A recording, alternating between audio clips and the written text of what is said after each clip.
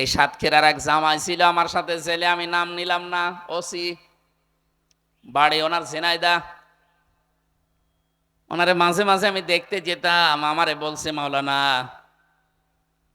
আমি একটা তাওবা করেছি জীবনে, দেখেন তো আমার তাওবাটা হয়েছে কিনা। বলেন। বলছে তখন হাসিনার ওই নির্বাচন ছিল, আমি বাইরে।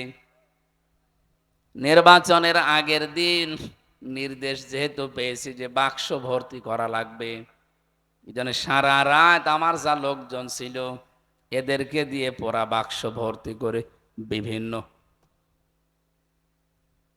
ভোট কেন্দ্রে পাঠিয়ে দিয়েছি।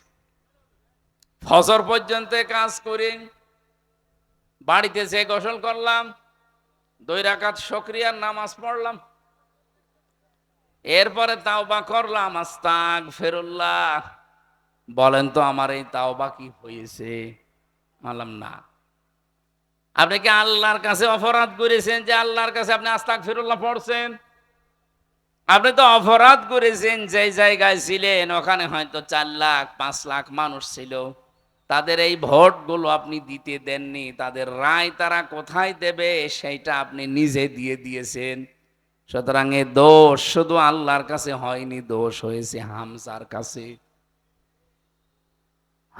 হামজার বউ যতগুলো ছিল এলাকায়, তাদের কাছে যেহেতু আপনার অপরাধ, জেল থেকে তো 8 বছর তার জেল ছিল, বের হয়ে যাওয়ার পরে এই মানুষগুলোর কাছে আপনি মাফ চাবেন। ওরা যদি মন থেকে আপনাকে মাফ করে দেয় তাহলে আপনার তাওবা কবুল হবে।